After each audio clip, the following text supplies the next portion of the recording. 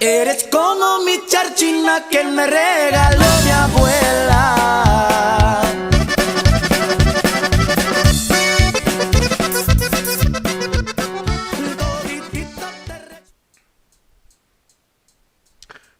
Okay, so picking up from this slide, as I said, the difference in the electrical charge between the inside of the nerve fiber, which in this case would be the axon, which is conducting signals away from the cell body toward the dendrite or toward the terminal buttons.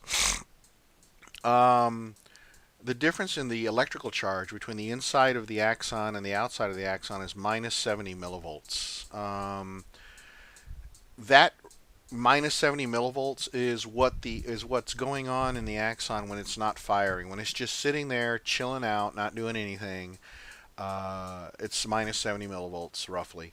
And we call that the resting potential. That charge is called the resting potential. That's when the axon is not firing or doing anything. So here's the resting potential illustrated here. So we have an electrode inside the we have an electrode stuck inside the axon here, and then we have another electrode, the reference electrode, stuck in the liquid outside the axon. And when we measure that, it's at minus 70, which means that it's negative inside here and more positive out here. Okay? Whenever a nerve impulse called an action potential happens, the action potential is actually the disruption of this resting potential. What happens is ion gates open up and positive ions flow in and negative ions flow out, right? The negative ions flow out, and the charge goes from minus 70, crosses 0, and it goes to positive 40. Okay, that's the actual nerve impulse. That's that flip. It's called depolarization, and that flip in the charge going from minus 70 to plus 40 is the actual nerve impulse that's traveling down the length of the axon. Okay. What happens after that nerve impulse passes, after it goes and it flies through, the neuron is now depolarized. So instead of being at minus 70, it's going to be at plus 30 or plus 40. So the charge is flipped, right? That's the effect of transmitting an action potential down the length of the axon. So what has to happen is that resting potential needs to be returned back to normal so that the axon can fire again, right? And so there's a time limit, or there's a latency, a time period where there are pumps here working in the surface of the axon that pump back in negative ions back into the cell and pump out positive ions. These little pumps pump the negative in and the positive out to bring the resting potential back to negative 70 to reset the axon to fire again and conduct another signal.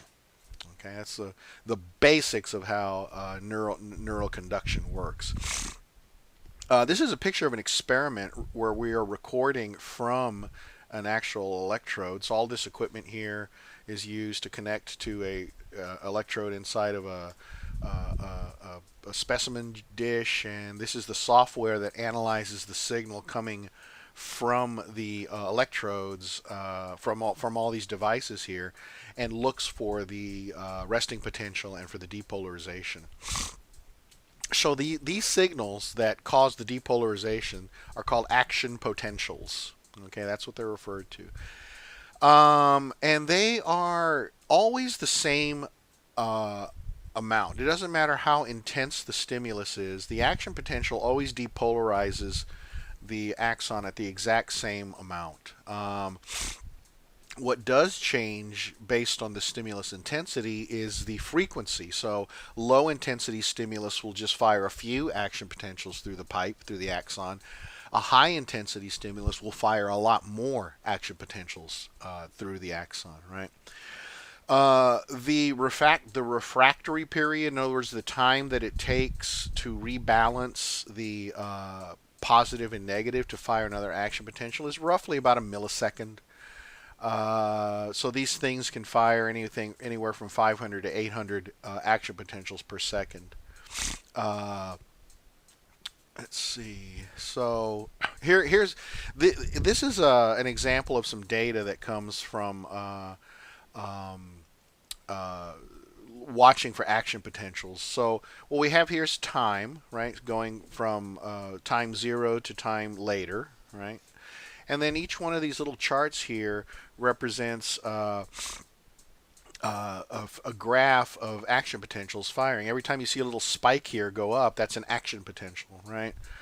So what we do is we look for a nerve fiber that is connected to a pressure receptor, one of those little onion-shaped receptors that I showed you a picture of earlier. We look for a nerve fiber that's connected to one of those. We stick an electrode in it to measure the resting potential, and then we apply pressure to the um, to the uh, to the nerve fiber, and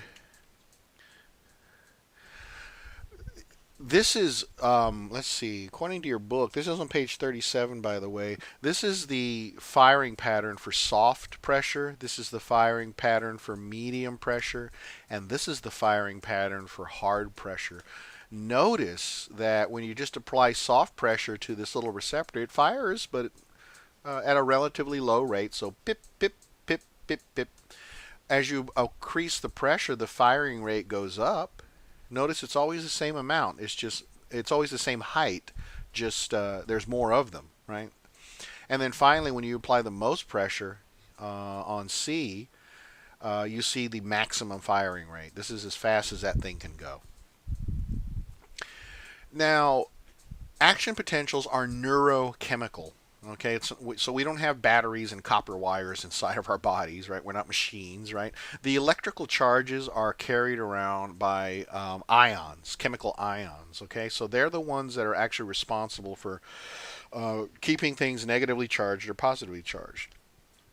Our bodies use sodium ions for positive charges in our nerves, chlorine ions for negative charge, potassium ions for more positive charge. Okay, uh, so whenever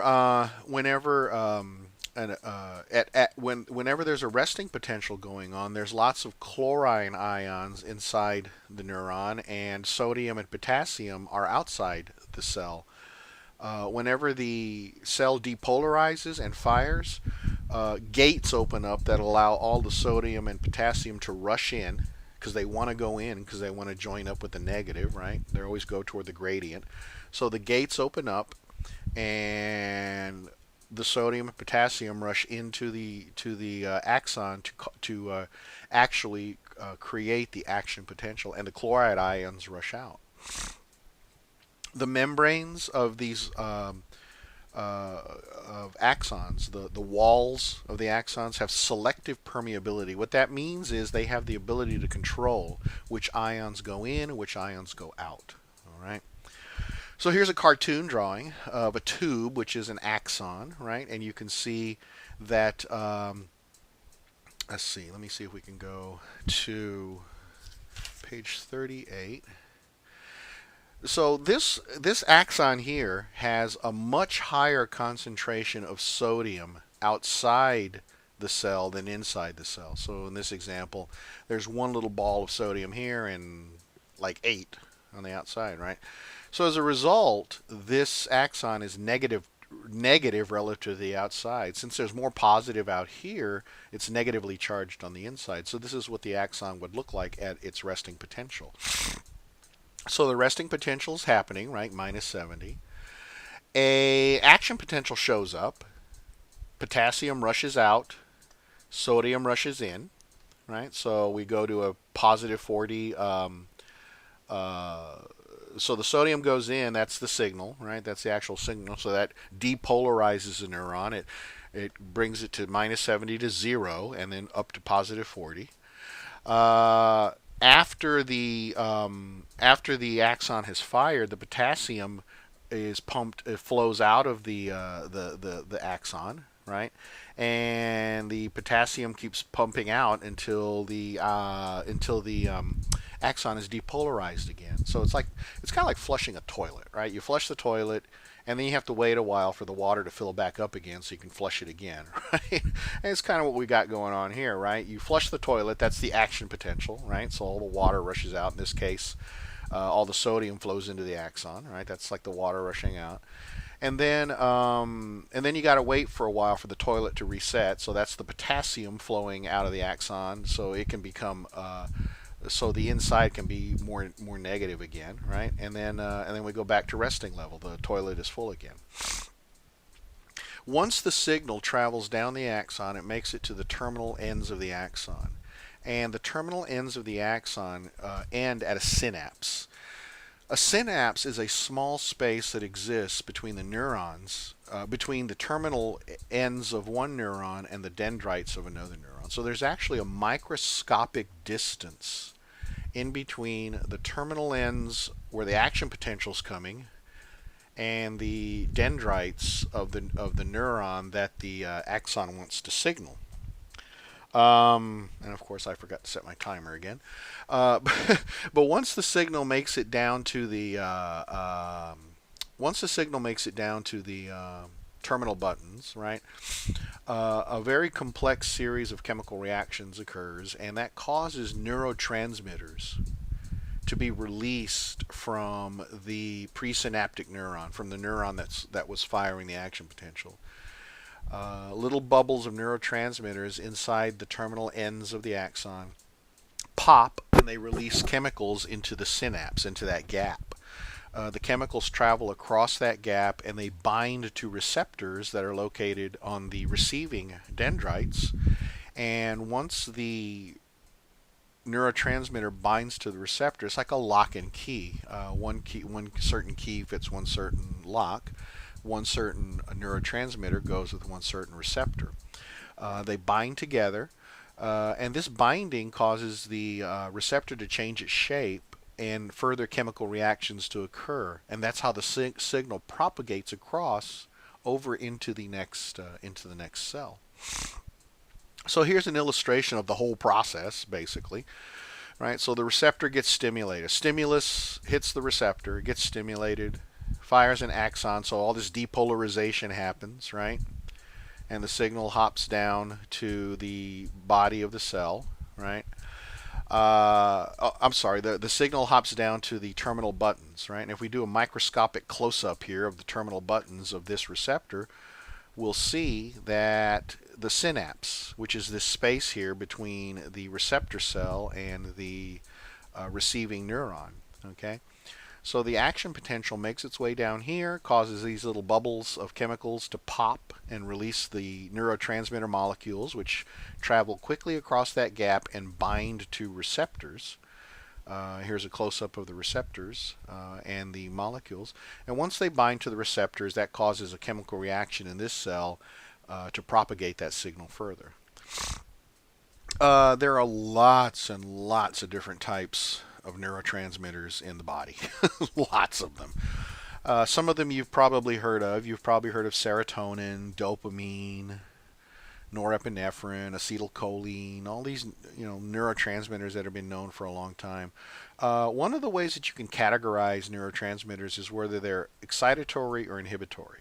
Okay, an excitatory neurotransmitter causes the receiving neuron to depolarize, to fire, basically, or I should say, it increases the probability that it's going to fire. So, if a neuron receives a lot of signals from a lot of excitatory signals from a lot of other neurons, it's going to fire itself. On the other side of the coin, we have inhibitory transmitters. These cause the cell that's receiving the signal to hyperpolarize. So they go from like -70 to like -90, right? So they are less likely to fire, right? So all these signals, you might have one neuron that's connected to 100 other neurons. And some of those 100 neurons are exciting it, and some of those 100 neurons are inhibiting it. And that neuron adds up all that input and then makes a decision as to whether or not it's going to fire or not. But this is what depolarization looks like, right? You know, an excitatory neurotransmitter might cause a little bit of a depolarization, right? Just a little bit. So just a few ion gates open up, right? But if enough excitatory neurotransmitters excite that cell, it's going to cross this threshold, and then it's going to go and fire an action potential. Inhibitory works in the opposite direction. If a cell is stimulated with a neurotransmitter that is inhibitory, it'll cause it to become more negative. In other words, it'll push it further away from this threshold to fire an action potential, and it won't fire. It'll be less likely to fire, I should say. Now, rods and cones are neurons. They send signals vertically through, so they send signals straight vertically.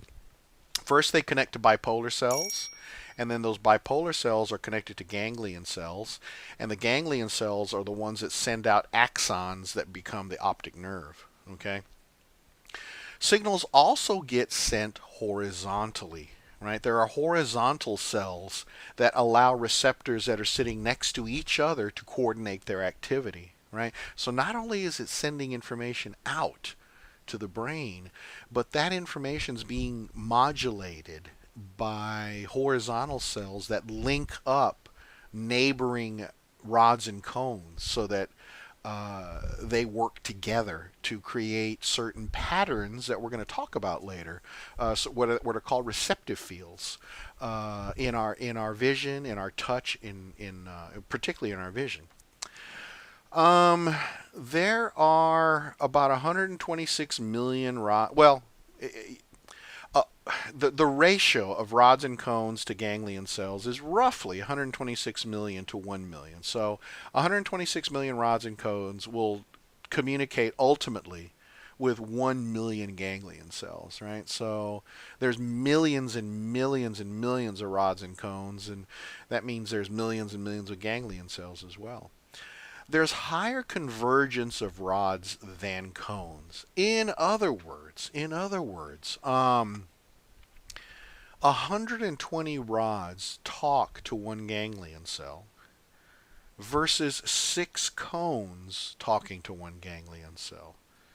Okay? And then when you get to the fovea, the cones there have a one-to-one relationship with their ganglion cells. Okay? Why do you suppose that is? Okay? It has to do with acuity and resolution. Right? Think about it. The fovea is the spot on the retina where we focus the information that we want to study closely. If we're reading something or looking through a visual field for things, everything that we focus our visual attention to gets focused on the fovea. Okay? It's very important for the fovea to have the highest resolution, the highest acuity of any spot in the retina, right? Because it's important.